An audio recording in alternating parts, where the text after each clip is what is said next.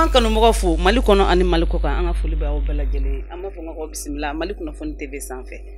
an bɛna an ka émission daminɛ tuguni émission an ka yɛlɛ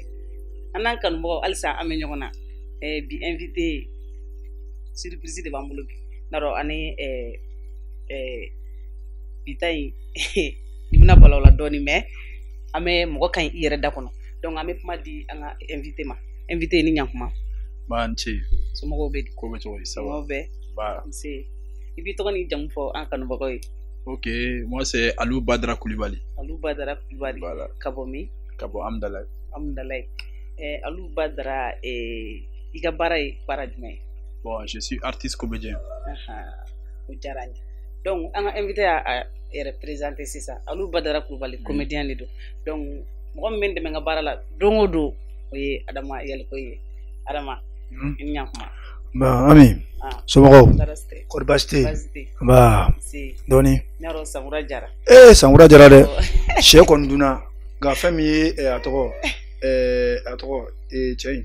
Saka a ka sɛ ma ye Saka ka sɛ diɲɛ kɔnɔ a ma ye ok an b'a fɔ an kanubagaw ye ko nin y'an donnen Sangura kɔnɔna la donc Sangura an b'a fɔ ko Ala ka kɛ hɛrɛ ye Ala ka kɛ sini kɛnɛya ye Ala ka kɛ laban ɲuman ye Ala ka Mali taa ɲɛfɛ Ala ka Mali yiriwa Ala k'an kisi kɛlɛ jugu ma kɛlɛ o kɛlɛ bɛ Mali kɔnɔ Ala k'a bɛɛ ban an b'a fɔ ko Ala k'an ka président Ala ka Sangura n'a ka 5 colonel bɛ Ala ka bɛɛ lajɛlen Sangura ka kɛ hɛrɛ an bɛɛ lajɛlen ma Sangura ka kɛ an ka san ye Sangura ka sɔrɔ an bɛɛ kɛra mobili kelen kelen b'an bɛɛ wallahi ani du voilà kanubagaw f'u la voilà bɛɛ samɛ k'u bɛɛ bɔ na ni 2025 an bɛna don baro kɔnɔna la sisan ani invité bɛ ɲɔgɔn na Badara Alou Koulibaly. Alou Koulibaly. ABC. Voilà. Donc Badara Alou Koulibaly surnom wɛrɛ b'i la minnu si tɛ kelen yɔrɔ. Oui, surnom wɛrɛ bɛ yen. I bɛ se k'o fɔ an kanubagaw ɲɛna pour que an ka don bɛrɛ kɔnɔ. Surnom tɛ dɔwɛrɛ o ye Zangejan dɔrɔn de ye. Zangejan. Donc Zangejan i y'o sɔrɔ la cogo di?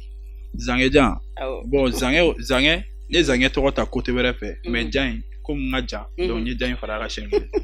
Voilà. O y'a kɛ Zangejan ye. O diyara n ye. N'i y'a faamu Zange a bɛ hakili jigin an ka maestro ba dɔ la a bɛ hakili jigin an ka doyen ba dɔ la Ala ka hinɛ a la Zange Koulibaly ale tun ye catiri bɔlangana ba ye an ka Mali kɔnɔ Ala b'a ta kɛ mɔgɔw b'u ta kɛ Ala fana b'a ta kɛ donc Ala y'a ka kalifa minɛ a la donc an b'a fɔ ko Ala ka dayɔrɔ suma donc Zangejan Zange kɔrɔba ka Zange fitinin o de b'an bolo yan bi donc Zange yɛrɛ denkɛ o de b'an bolo yan bi n'o ye Alou Badara Koulibaly comédien de don donc a yɛrɛ donna ko kɔnɔna la a fa ka sira kan donc an n'ale de bɛ ɲɔgɔn na o tɛ yan o don donc Ami e bɔra ka kuma min fɔ nin Zange yɛrɛ m'o fɔ dɛ e ko Zangejan a k'i ma ko Zangejan Zange a y'o sɔrɔ fan dɔ fɛ jan in komi ale yɛrɛ ka jan mais min ye a den don wa a den tɛ sa wa Ami e de y'a fɔ dɛ a kɔni m'a fɔ ne a ma fili a den don mais a bɛna k'a yɛrɛ da kɔnɔ sa Zange kɔrɔba o den de ye Zangejan ye mais comme ne ka jan n'ale ye donc ne kɛra Zangejan ye ne m'o fɔ n'a m'o fɔ an bɛ se ka sɔn cogo di parce que ne ka jan nin comme Ami ko kuma kɔnɔna ko mɔgɔ kan yɛrɛ ye da dɛ bon ni mɔgɔ kan yɛrɛ da e de b'o expliquer an ye sa voilà donc i a ɲɛfɔ bon kanubagaw ɲɛna Ami y'a fɔ cogo min o don Zange den de ye ne ye ni Zange ni mɔgɔ dɔw b'a dɔn Adama Dasibani na comme olu ye ko mɔgɔkɔrɔw ye génération kura minnu bɛ san caman t'a dɔn kosɛbɛ ten mais dɔw b'a dɔn halisa n'i ko Adama Dasibani fɛnɛ mɔgɔ dɔw b'a dɔn o la parce que o catiri mɔgɔ caman denmisɛnnin caman b'o fɛnɛ lajɛ voilà o Adama Dasibani ne o den ne bon mun ne ta kɛ Zangejan ye parce que ne ye janya sɔrɔ ka tɛmɛ ale ko faamuya sɔrɔla kuma la Ami tɛmɛni kɔrɔ fɔ ye donc kanubagaw a ye nin faamuya ani Zange denkɛ de bɛ ɲɔgɔn na Zange denkɛ donc a b'a hakili jigin ko caman na Zange ale ye an ka seko ni dɔnko kɔnɔna la a ye baara kɛ yɛrɛ a ye catiri bɔ a ye conseil di a ye ko caman kɛ wallahi an ka société kɔnɔ donc n'o den ko k'a bɛna a sen da a fa sen da ɲɔgɔn la wallahi baasi o n'o ka kan an bɛ dugawu kɛ de a ka tɛmɛ a fa la sa o tɛ yan o don donc Ala ka tɛmɛ a fa la fa se ma se ka se yɔrɔ min na ale ta ka tɛmɛ yen kan o de ka d'an ye donc Zangejan i ka baara ninnu i y'a daminɛ wagati jumɛn i donna comédie la wagati jumɛn na? Bon n donna comédie la a bɛ wagati jan dɔɔni bɔ dɛ n bɛ se ka fɔ depuis 2013 ninnu parce que o wagati de n ye INA kɛ ka taa INA la voilà depuis o wagati n donna comédie kɔnɔ mais n kun seginnen bɔra n seginnen tila ka don tuguni voilà depuis o wagati aussi. Donc depuis 2013 i bɛ teatiri bɔ kɔnɔna la. B'a kɔnɔna la. Donc n'i y'a faamu sisan i ye INA kɛ i ye dɔ kɛ i ye INA kɛ. N tun bɛ INA la. Awɔ. Ok. Mais i ka INA parcours a janyana wa walima a surunyana parce que dɔw bɛ yen i b'a sɔrɔ u bɛ taa INA la tile 2 tile 3 1 mois 2 mois ou bien une année après dɔw b'a bila dɔw bɛ continuer a parcours kɛra cogo di? Bon ne kɔni ne ka INA parcours ne m'a laban ne ye INA kɛ mais ne m'a laban. Munna? Bon ko kun ka ca i yɛrɛ bɛ dɔn dɔn a ko la ko kun ka ca donc m'a laban n kɔni ye san 1 san 2 san 3 n y'olu kɛ yen nɔ donc au final a ko tiɲɛna n bolo a digira n yɛrɛ la a digira n proche caman fɛnɛ la. N'i y'a faamu i bɛ fɛ k'a fɔ ko i nimisara quoi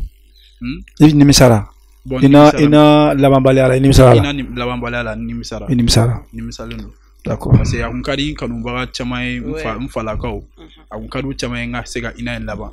mais n ma se ka INA in laban mais ko kun ka ca quoi ko kun ka ca. O faamuna min an ka tɛmɛ ni kɔrɔfɔ ye. O diyara n ye kalan kɔnɔna na a ma nɔgɔn kosɛbɛ. A bɛ se ka kɛ dɔw b'a laban a bɛ se ka kɛ dɔw t'a laban talan bɛ yen donc ni a ma se ka INA laban a bɛ se ka kɛ art kalan wɛrɛw ni fɛnw bɛ yen i bɛ se ka formation kɛ ka don a kɔnɔna la formation tɛ ban. Tɛ se ban a tɛ ban dɛ. I bɛ dɔ jɛ i bɛ dɔ sɔrɔ. O don. Ne ka conseil kɔni min ye hali i bɛ se ka formation caman kɛ tuguni ka don a kɔnɔna la formation tɛ ban don o don i bɛ kalan kɛ. O don an b'a f'i ye ko don o don ko kolo bɛ taa kalan so. Diplôme bɛɛ diplôme don o don mɔgɔ bɛ kalan i bɛ taa diplôme ɲini k'a fara ɲɔgɔn kan. Kosɛbɛ. A bɛ bɛn quoi. Walayi. Awɔ n'i y'a jɛ yɔrɔ dɔ la i bɛ taa rattraper yɔrɔ dɔ la. Awɔ effectivement. Awɔ ni Ala sɔnna Ala k'a ɲɛ ka da. Amina yarabi. Nse Zangeja ou bien Badara. Zangeja ni da bɛna ma dɔrɔn a fɔ Zangeja dɔrɔn komi o de bɛ sen na sisan. Donc Zangeja donc e yɛrɛ mun faamu an ka comédie kɔnɔna la sisan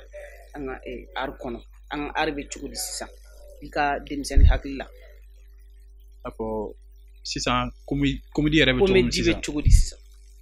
Bon sisan ne ye mun faamu comédie kɔnɔna la dɔrɔn sisan comédie ni fɔlɔ taw tɛ kelen ye parce que sisan comédiens cayara an senkɔrɔ cogo dɔ la bon saboteli tɛ foyi tɛ an bɛ se k'a fɔ la plupart des gens a caman tɛ jate comme comédien kosɛbɛ parce que réseaux sociaux dɔw nalen don voilà olu nana mɔgɔ dɔw a ko facilité mɔgɔ dɔw bolo n'i y'a jateminɛ an faw ka wagatiw la réseaux sociaux ko tun tɛ yen nɔ donc olu tun y'a kɛ kolo ni fasa yɛrɛ k'u ni fili ka jamana la culture la valoriser mais sisan comédie kɛra i n'a fɔ n t'a dɔn n b'a fɔ cogo min réseau nana fɛn bɛɛ nɔgɔya quoi bon ne kɔni bɛ mun faamu Mali comédie la sisan comédien a caman bɛ yen minnu y'u yɛrɛ kɛ comédiens ye bon réseau kɔfɛ u bɛ se ka fɛn caman kɛ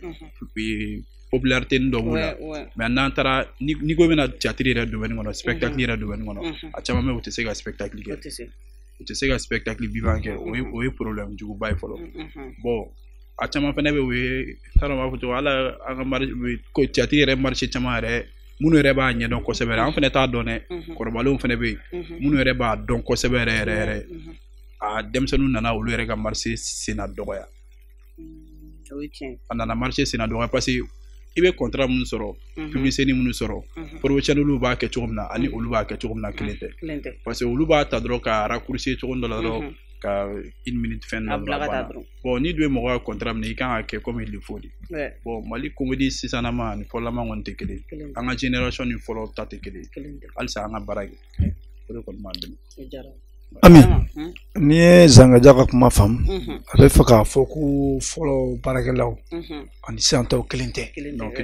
parce que kɔrɔ dɔ humoriste bɛ yen ne y'a faamu humoriste bɛ yen comédien bɛ yen voilà parce que humoriste ye jumɛn ye maa mun bɛ mɔgɔ layɛlɛ olu de ye humoriste ye mais maa mun bɛ kuma actualité kɛ olu ye comédien bon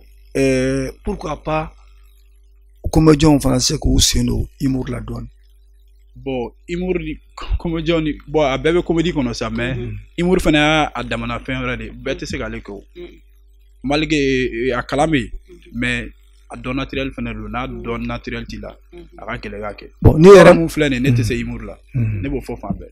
mais ne bɛ se ka jouer scène sanfɛ n'i ye rôle di ma ne b'a kɛ fɛn bɛɛ mais humour non a ka gɛlɛn ne ma voilà mais n'i y'a ta k'a lajɛ an faw n'o ye Zangeja Ala ka hinɛ o la ani Tɛnɛba Sanogo Lasida ninnu n'u y'u ta k'a lajɛ et pourtant i bɛ sketch mun jouer i b'a sɔrɔ humour b'a kɔnɔ mais sketch de don et puis i b'a dɔn actualité o bɛ kuma yɛrɛ yɛrɛ mais i b'a sɔrɔ humour b'a kɔnɔna la bon an fana kan ka hakili to olu la k'an sen da an kan k'an sen da olu senna de la pour que a bɛ se ka ɲɛ cogo min na aw denmisɛnninw kan k'o kɛ e ye min fɔ ne en tant que n'i bɛ référer olu kan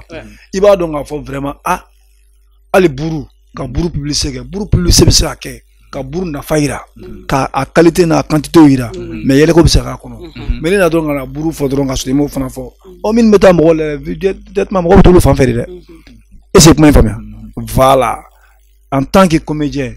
il faut être un peu humoriste aussi n'i y'o dɔnni fara kɔnɔ baara ɲɛ mais ni comédie kɔnɔ i yɛrɛ ka kuma i ye an ka vidéo ni ninnu kɔnɔ sa an bɛ yɛlɛko k'a kɔnɔ o bɛɛ bɛ jate humour fɛ mais ne ka mɛn ma sa pour genre i yɛrɛ de ka i n'a fɔ stand up quoi i yɛrɛ de ka micro minɛ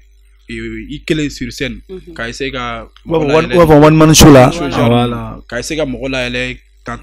o humour in dɛ o de ka gɛlɛn dɔɔni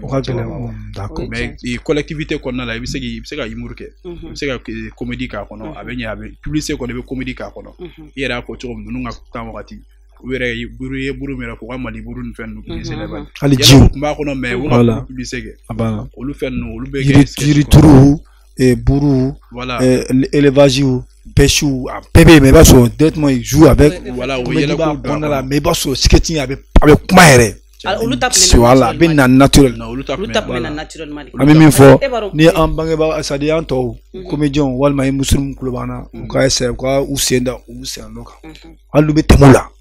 parce que n'a fɔra ko bɛɛ ka k'i fa ye a bɛ dɔw arranger a tɛ dɔw arranger dɛ parce que n'o y'a sɔrɔ mɔgɔ min fa tɛ fɛn ɲumankɛla ye e yɛrɛ b'a dɔn o tɛ ne arranger voilà d'accord Ami an ka tɛmɛ ni question ye ni question dɔ b'i bolo Badara n'an ko Zangeja Ala ka hinɛ i ka levier la Ala ka hinɛ Ala ka dayɔrɔ suma mais ne ko est ce que ne b'i ka humour kɛ walima ne b'i ka sketch kɛ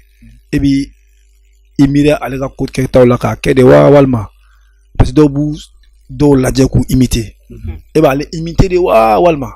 non ne t'ale imiter ne t'ale imiter ne ma bon vidéo dɔw la o yɛrɛ c'est très rare vidéo kelen na ne bɛ se a ka fɛn dɔ ta dɔrɔn k'an envoyer ka dɔrɔn k'a kɛ n ta ye bon n'i y'a ta k'a lajɛ Zangeja in tɔgɔ in dɔrɔn de bɛ ne kan sinon ne ka vidéo bɛ yen ne ka scénario ne yɛrɛ bɛ n ka idée minnu bɔ a scénario ani olu ka vidéo ta cogo tɛ kelen yɛrɛ mais tɔgɔ in comme tɔgɔ in dɔrɔn de b'a ka Zangeja parce que ne tɛ fɛ tɔgɔ in ka tunun tiɲɛ yɛrɛ la parce que Zange taara ka ne kelen dɔrɔn de to ne ye den kelen dɔrɔn de ne ba tɛ ne fa tɛ donc a taara ka ne kelen dɔrɔn de to muso tɛ n bolo den tɛ n bolo donc tɔgɔ in ne tɛ fɛ tɔgɔ in de ka tunun o de la ne ye tɔgɔ in sinon mɔgɔ caman b'a fɔ ko pour que ne ye Zange tɔgɔ ta k'a da yɛrɛ la ko ne tɛ se ka comédie tɔgɔ wɛrɛ ta bon a motif tɛ dɔwɛrɛ n tɛ fɛ tɔgɔ in dɔrɔn de ka tunun sinon n tɛ n basé a ka vidéo kan n bɛ n ka vidéo bɔ n yɛrɛ la n b'a kɛ mais a ka vidéo copier coller ninnu non n t'olu kɛ ka se ara n k'olu kɛ n kɔni b'a ka vidéo lajɛ bon ne kɔni bolo i bɛ se k'olu kɛ pour que adamadenw hakili ka to a la halisa n m'a fɔ i ka bɔ a kɔnɔ pewu dɛ parce que n'i bɛ fɛ ka mɔgɔ imiter mɔgɔ kana ɲinɛ mɔgɔw kɔ o b'a sɔrɔ i bɛ k'a ka fɛn de kɛ c'est fait réel bon a ye nin kɛ i m'a ye an ka lajɛ i b'a sɔrɔ dɔw bɛ yen i b'a fɔ ko Tɛntɛba junior Lasida junior ni junior mais e ma junior da fo ni n'a ka espérer k'a tɔgɔ da i kan ne bolo n'i taara ka taabolo dɔw fana ye mɔgɔ chaque fois ni mɔgɔw fana y'i ye u hakili bɛ se ka na u la fana na quoi n m'a f'i kana ka vidéo kɛ dɛ n'i tora ka vidéo kelen bila a senkɔrɔ o bɛ sɔn ka fisaya quoi i ka taala ma i y'a fɔ cogo min voilà n b'o kɛ ka kɔrɔ hali costume a bɛ costume dɔn ka fɛn kɛ n yɛrɛ o complet kalalen bɛ n bolo parce que à chaque fois ni n ka vidéo dɔrɔn n'i ye fini ye na dɔrɔn ani tamadaga dɔrɔn directement i b'a dɔn ko ale don quoi i b'a dɔn k'a tigi bɛ ka taga nin sira fɛ a fini complet n yɛrɛ y'a kala a n'a tamadaga ninnu a bɛɛ bɛ n yɛrɛ bolo bon an bɛ waati min na sisan est ce que a baarakɛɲɔgɔn dɔw bɛ yen min ni hakili b'e la bon a baarakɛɲɔgɔn bon caman tagara mais ne ni mun kun gɛrɛlen bɛ ɲɔgɔn na yɛrɛ o ye Seydou Touré tonton Seydou dugutigi parce que Zange bana Seydou de ne lamɔ dugutigi de ne lamɔ fo 600 ale de ne la mo fo ka taa ne se ko ye i kuma fɛ o la n kuma fɛ na n bɛ ka fɔ hali n ka ina tiɲɛni ko in a digira ale la ka tɛmɛ bɛɛ kan bon a baarakɛ ɲɔgɔn na n'a bɔra tɔnɔ dugutigi la ale ni tɔnɔ Abibu Giba dɔw fana bɛ yen nɔ mais olu fila kɔni ne bɛ se ka fɔ olu de gɛrɛla ne la a ka saya kɔfɛ olu de gɛrɛla ne la kosɛbɛ puis ne b'olu de dɔn kosɛbɛ hali sisan ala ka hinɛ ale dugutigi la mais Gima kɔni hali sisan ne n'ale bɛ contact la ala ye n t'a dɔn n'a bɔra n ye événement mun kɛ voilà hali o fɛn ninnu ale a ye faveur caman kɛ olu kɔnɔna la n'a bɔra olu kɔnɔna bon tɔ ninnu n'u tɛ kɛlɛ la dɛ an bɛ ɲɔgɔn dɔn mais comme n'olu de gɛrɛla ɲɔgɔn na kosɛbɛ kosɛbɛ n bɛ se ka fɛn fɔ olu de kan d'accord question min bɛ n bolo tuguni Zangajan yalima a ka di k'i sen da i fa sina dan dɔ kan k'i sen da sina dɔ kan o ka di i ye wa a ka di a ka di a ka di e a d'accord e y'o fɔ mun na sisan non parce que dɔw bɛ yen u bɛ bɔ dɔ la mais o tɛ k'o ye dɛ o de to n k'a ka di yan ni fɛn min ka di de bɛ se k'o kɛ o voilà ni ko a ka di ka ban question wɛrɛ t'o kɔfɛ o a ka di ne ye ne ka n senna karisa senna ɲɔgɔn kan fo ka tɛmɛ a la o ye jumɛn ye cela veut dire que i filɛbaga minnu bɛ yen n'u ɲɛ b'i la u bɛ se k'i dɛmɛ ni hakilina wɛrɛ tuguni parce que a bɛ se ka kɛ dɔw ɲɛna halisa a y'a daminɛ tuguni est ce que a bɛna laban c'est ça le problème i ye n faamuya voilà n'a ka di k'i sen da a senna ɲɔgɔn kan fo ka tɛmɛ a kan ne ka question y'o de a ka di wa halisa n kan ka baara kɛ fɛnɛ parce que Zanga ye baara kɛ dɛ donc halisa ne kan ka baara kɛ ne ma surunya k'a daminɛ fɔlɔ yɛrɛ hali ne m'a minɛ a sen nɔ la a ye baara min kɛ i bɛ se k'o kɛ kɔni a ye baara min kɛ n b'a sira kan wa n bɛ n cɛsiri fɛnɛ k'a kɛ fɛnɛ mais Zanga ye baara kɛ dɛ voilà o hukumu kɔnɔna la a ko k'a ka d'a ye a bɛ fɛ ka k'a fa ye ka tɛmɛ a fa la donc o hukumu kɔnɔna la sisan an bɛna a ka sketch kelen an bɛn'o bila an ka jɛ an ka yɛlɛ ɲɔgɔn fɛ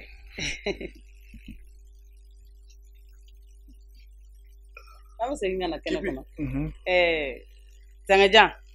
an bɔra ka sketch min lajɛ sisan ni sketch nin a bɛ nin bɛ wele cogo di bon ni sketch nin ye 2000 de ye 2000 sketch yɛrɛ tɔgɔ bɛ ye 2000 de don kɛ 2000 dɔrɔn i bɛ 2000 kelen kelen min dɔrɔn de don adama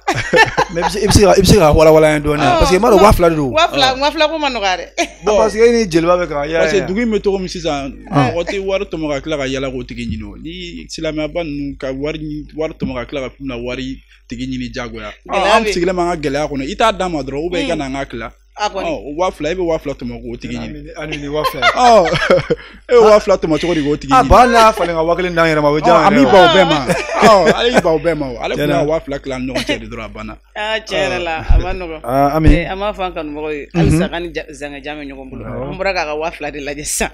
2000 kɔni kɛra baara ye dɛ tiɲɛ yɛrɛ la dugu bɛ cogo min na sisan Ami ne yɛrɛ tun ye 2000 yɛrɛ sɔrɔ bi e a tun bɛ ne arranger dɛ tiɲɛ na a tun bɛ ne arranger 2000 bɛ bi k'o tigi ɲini e numéro tɛ fɛn min na numéro tɛ fɛn min na bɛɛ jɛ e b'o tɔmɔ k'o tigi ɲini non n tɛ sɔn o ma o man ka ɲini Ami ayiwa an ka tɛmɛ ni question ye an 2000 tɛmɛnen kɔfɛ sa ayiwa ni question b'an bolo k'o den wala question kɔnɔna la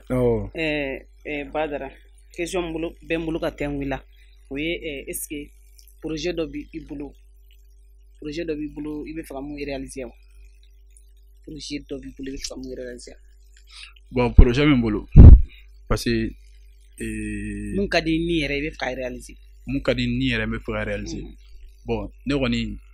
projet min bɛ ne bolo i ka mɛn art kɔnɔna wa a mana kɛ projet min b'i ni hun na dɔrɔn projet bon art kɔnɔna la comme déjà n ye n sen don fɛn dɔ kɔnɔ n ye a essayer ka hommage dɔ kɛ cɛkɔrɔba ye o kɛra CCB la le 25 juillet voilà bon n y'o o kɛ première édition ye alhamdulilayi a réussira n ye opportunité dɔɔni sɔrɔ a kɔnɔna la bon a ka di n ye k'o kɛ san o san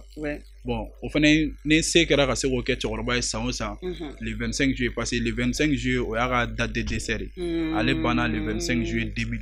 l'année 2000 voilà o de la n ye spectacle in kɛ le 25 juillet bon o spectacle in n bɛ fɛ a ka kɛ continuité ye san o san ni ala y'a jira n na san o san le 25 juillet n ka se k'a kɛ k'o kɛ a yɛrɛ ka tasibila dɔ ye bon un projet doit être dans le domaine de l'art. Mais à part ça aussi comme il y a photo mi me fait orphelin bon biti me fait bembolo akadiye ngase ka fondation do sigi ka ngase ka fondation do soro orphelinat to la me fait be se ka sego ke to mi me fait passer la difficulté mu fait donc ali artiste mu fait fatura ou donto ou chambe difficulté mu no ngase ka demain ni ACB ngase ka demain do mo chogo do la ka association ou fondation do o nga projet belebele ba o koni debi nga dogo o ben kuna ngase ka fondation sigi ka yatima o be chogo na difficulté mu no ka se go demain na ACB donc kele fanga tese o koni o nga objectif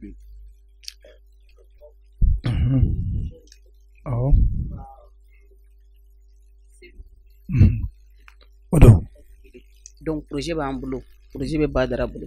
donc nous fondation a be frasi comme ayere orphelin to la orphelin FNVB ni parce que ni fin yi soro ni fin yi soro a be fa ka mo gore soro ko i ma famo donc be faire bella jele pour que ka se fusiro ko la donc ama fo an kanu mo ko surtout malikoka malikono malikoka donc a benyeba ana donc aba nga émission aba suit ko sebe donc aba ama fonga ka haklito ana siraka na projet soro akan wele voilà ni mo mo Zanga Jala sa tu le téléphone numéro no 79 79 77 77 46 46 59 46 52 9 79 79 77 77 46 46 59 numéro flana fanavi 78 03 81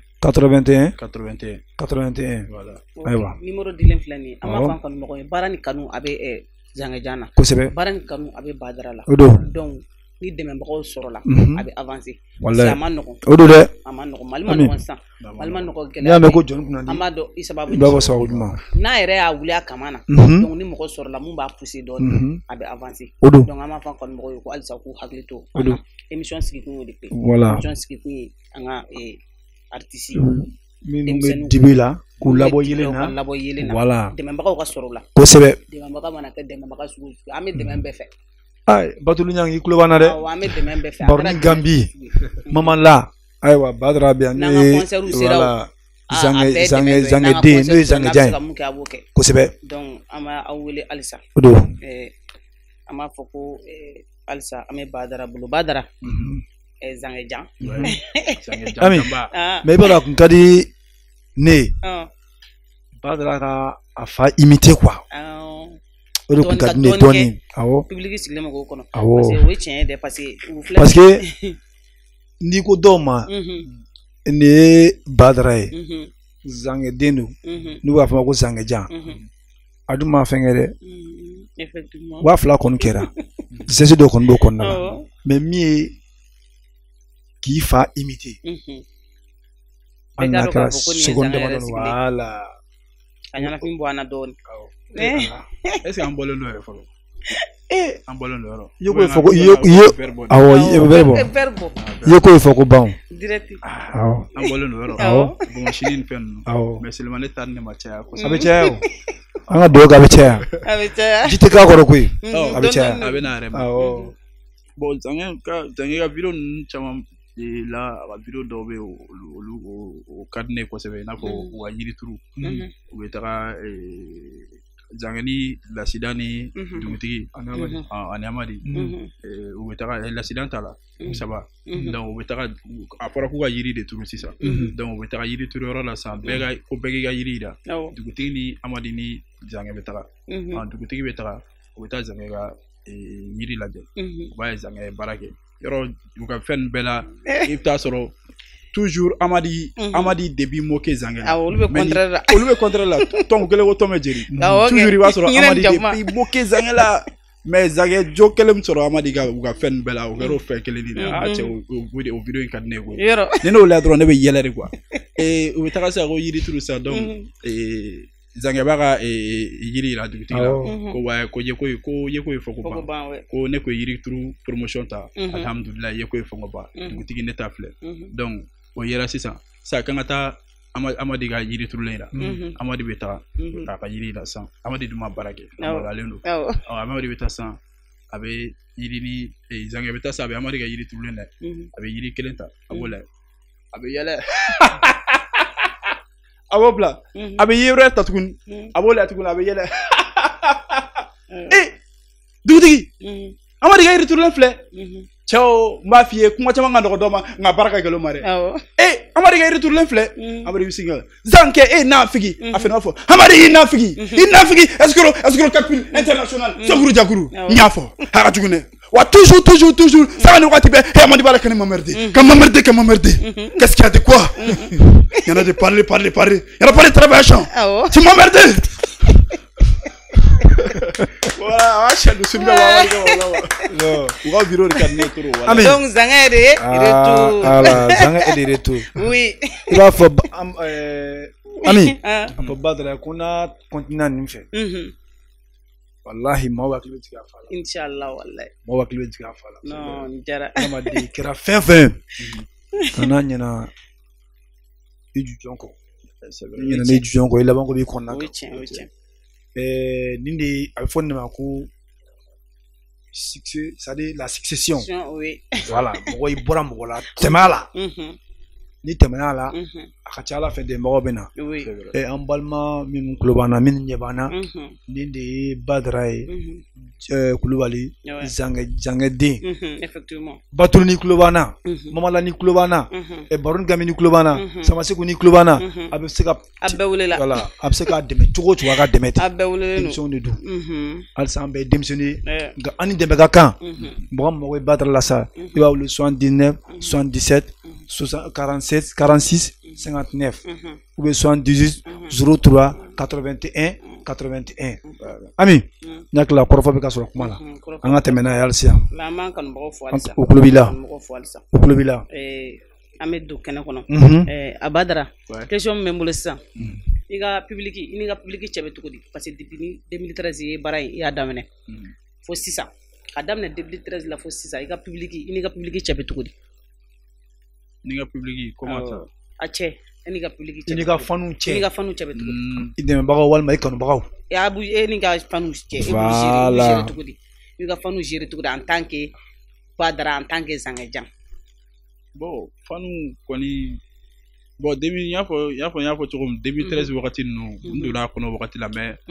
ne ma commencé ka dɔn wagati ninnu na ne bɛ se k'a fɔ ne commencé ka dɔn salo ka daminɛ salo ni ɲinan de la dɔrɔn ne commencé ka dɔn parce que ne tun bɛ vidéo kunkurunin minnu kɛ à part ça o réseau sanfɛ kɔni mɔgɔ dɔw bɛ n suit dɔw bɛ n dɔn de vie fɛnɛ bon dɔw bɛ n suit réseau sanfɛ mais résurrection in kɔfɛ spectacle min kɛra CCB la bon o kɔfɛ o fɛnɛ ye mɔgɔ dɔw fɛnɛ kɛra sababu ye ka to mɔgɔ dɔw fɛnɛ dɔn olu fɛnɛ farala à chaque événement i bɛ mɔgɔ sɔrɔ voilà olu fɛnɛ farala n ka public kan bon halisa an bɛ public ɲini na koyi halisa an bɛ ala de deli ala ka dɔ fara an ka jama kan mun kɔni bɛ n bolo mɔgɔ minnu bɛ n kɔ minnu bɛ n dɔn minnu bɛ n suit u bɛ n bɔ fɛnɛ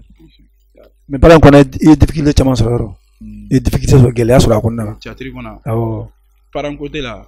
bon a mana kɛ cogo o cogo ye théâtre kɔni domaine kɔnɔ ne ma gɛlɛya kɔrɔfɔli ma ne ma gɛlɛya foyi sɔrɔ a kɔnɔ seulement ko in bɛɛ bɛ ne yɛrɛ de bolo ne yɛrɛ de ka courage ta dɔrɔn ne k'a kɛ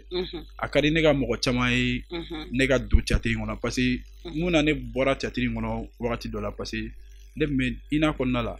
ne tun bɛ misiki fɛnɛ kɛ bon ne bɛ se k'a fɔ o ye ne senna sumaya dɔɔnin fɛnɛ wa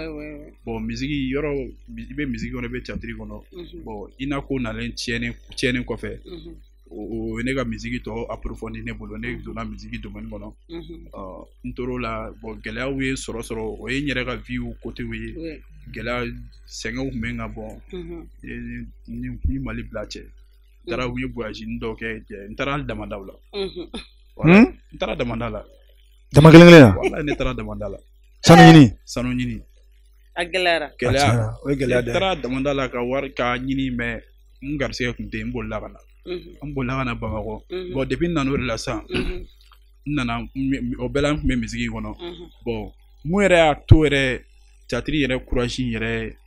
a donna na kosɛbɛ yɛrɛ n yɛrɛ y'a ye ni fɛn filɛ nin ne man ka bɔ nin kɔnɔ parce que mɔgɔ caman y'a fɔ n k'a kɛ i faga sira ta bon n tɛ k'a kɛ mais hali dɛmɛ yɛrɛ dɛmɛ fɛnɛ mɛna nɔfɛ trop dɛmɛ mɛna nɔfɛ yɛrɛ de a ko la mais n yɛrɛ de y'a décider sisan parce que pour que n ye résurrection yɛrɛ kɛ parce que n sogora cɛkɔrɔba yɛrɛ de la k'a yira n na n man ka fɛn in bila quoi k'a yira n na n ka kuma n ka droit réclamer n ka kuma o de sen fɛ résurrection ne y'a sɛbɛn a bɛ n t'a dɔn ni i ye résurrection n'i taara spectacle lajɛ non ma t'o la i m'a lajɛ voilà bon résurrection in o de kama n ye résurrection in sɛbɛn san 2 san 3 ne résurrection ne b'a sɛbɛn na n bɛ k'a sɛbɛn n b'a modifier au fur et à mesure n bɛ taa yira mɔgɔkɔrɔba dɔw la tonton masa ninnu ale ni isa kulubali tɔnɔ isa ninnu olu bɛɛ bɛ hakilina dɔ fɔ n ye en même temps n bɛ ka continuer k'a modifier tuguni bon o résurrection de kɔnɔna la sisan i n'a fɔ n y'a kɛ i n'a fɔ Zanger de wulila ka kuma quoi ne wulila i n'a fɔ Zanger de place la Kasange bɛ ne la ne wulila ka na message dɔ de passer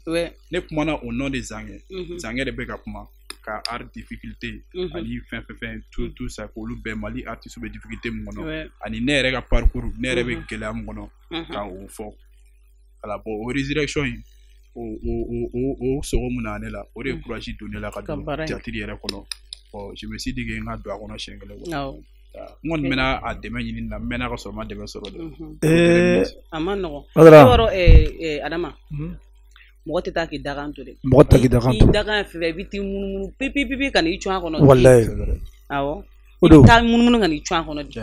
ni dakan min i b'o de kɛ donc théâtre bɔ in de don dɛ donc i b'i jija dɛmɛbagaw an b'u ɲini halisa donc anw se ye min ye o plateau ye o bɛɛ ye dɔw filɛlikɛlaw an filɛlikɛlaw an b'an kalifa dɔw la n'o ye Zangejan ye a b'a kalifa bɛɛ la Mali kɔ kan ani Mali kɔnɔ an kɔni bi an bɛ an jɔ an fanga wuli Mali waritigiw hali Mali fantanw bɛɛ adamaden dɔ bɛ i b'a sɔrɔ wari t'a bolo sanu t'a bolo mais Ala ka duwawu o bɛɛ dɔ ye hali sisan vraiment an mago b'aw ka dɛmɛ na su ani tile n'a mago bɛ Badara la k'a wuli sa a b'a wuli 78 03 61 81 81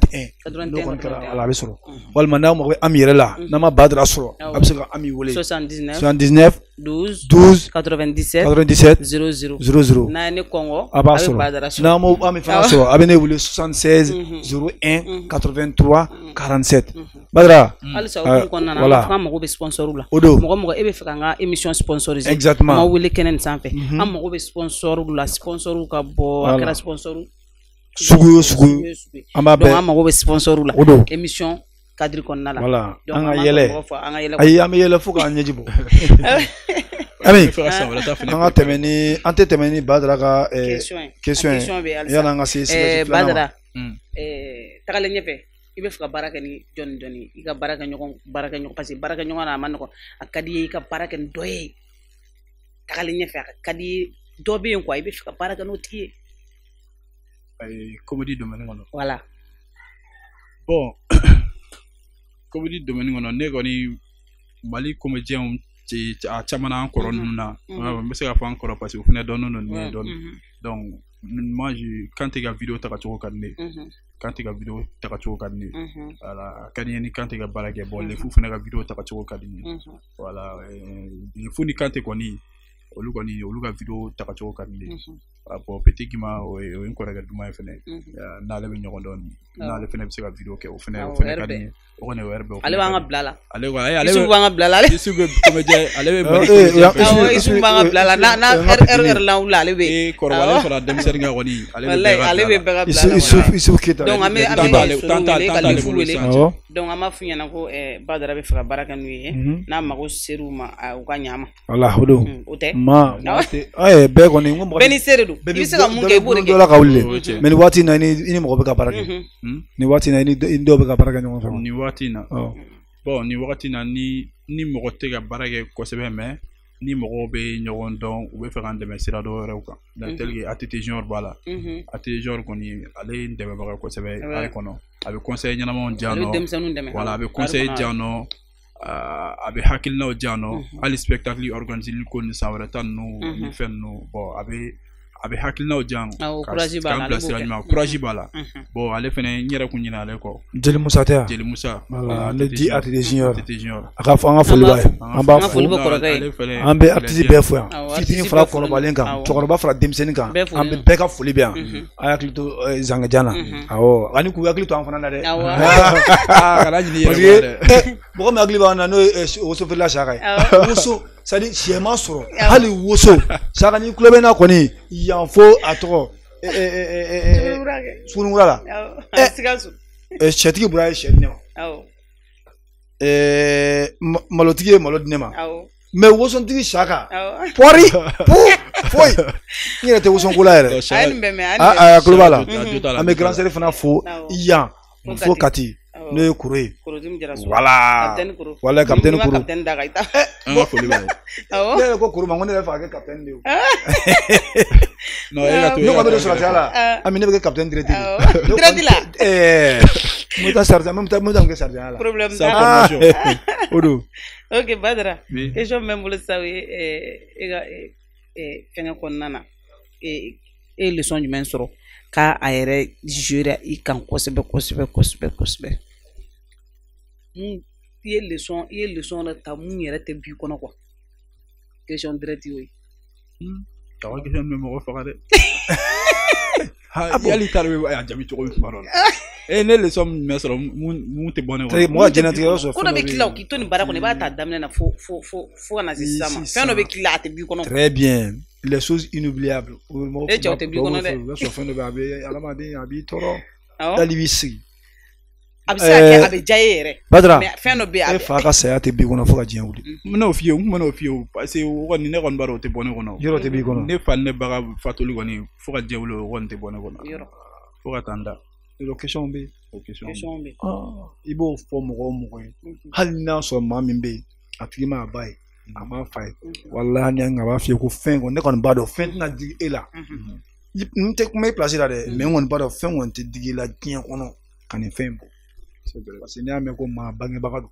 o kɔni o ye tiɲɛ yɛrɛ i y'a faamuya o ye tiɲɛ voilà mais o question bolo yalima a ka di i ye ka taa tournoi la kɔfɛ yan a ka di ka di i ka taa tournoi la kɔfɛ la a ka di n ye bien o y'a jama yɔrɔ de ou bien a ka di n ye bien même an ka résurrection yɛrɛ ni hali ni y'a opportunité sɔrɔ yɛrɛ parce que spectacle vivant sugu min don tiɲɛ na ne kɔni n bɛ Dɛma fɛnɛ fo dɛ Dɛma de n'i y'a mɛn résurrection réussira c'est grâce à Dɛma parce que ale de y'a mise en scène kɛ Demba i folen don yan Demba folen Demba Ablaye Kanute i ka petini ale tɔgɔ an b'ale wele ko point virgule i bɛ se point dɔ i bɛ jɔ walima i ka taa virgule dɔrɔn a seni n'a ye virgule kɛ dɔrɔn a b'a tugu point virgule walahi o n ka petini Demba an ka foli bɛ yen 10 point virgule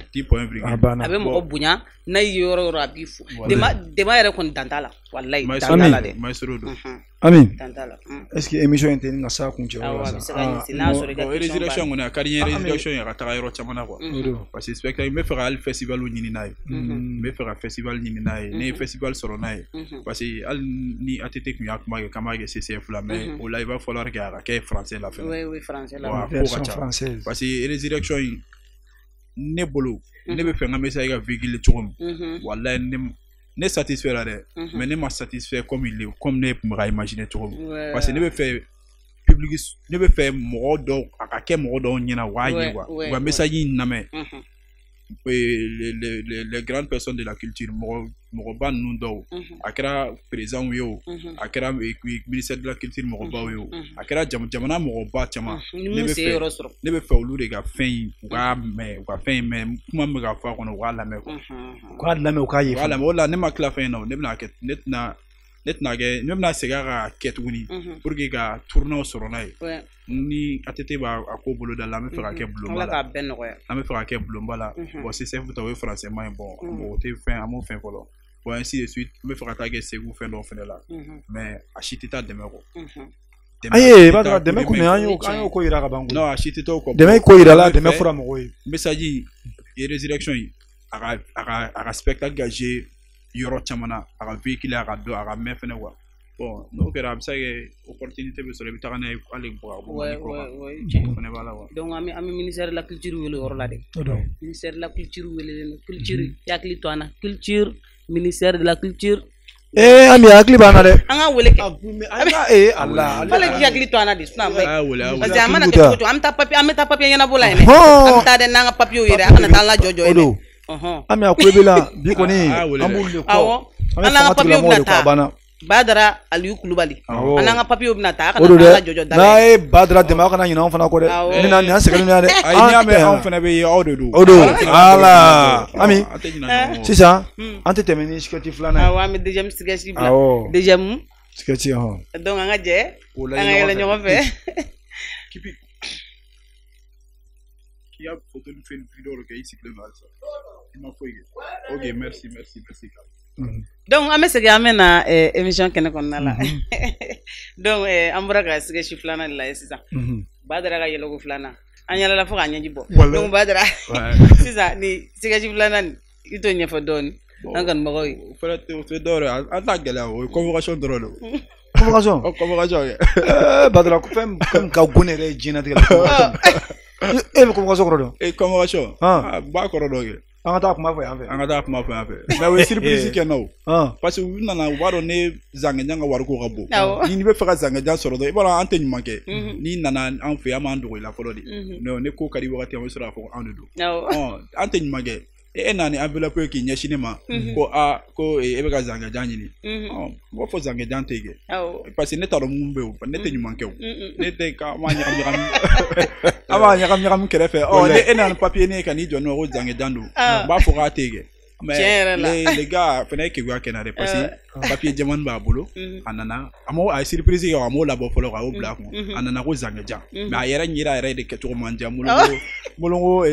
voilà molongo nin ye minɛtɔ ye quoi o fɛn dɔ la quoi n ko Zangejan tɛ yen nɔ a ko ko ne Zangejan tɛ ko baasi tɛ ko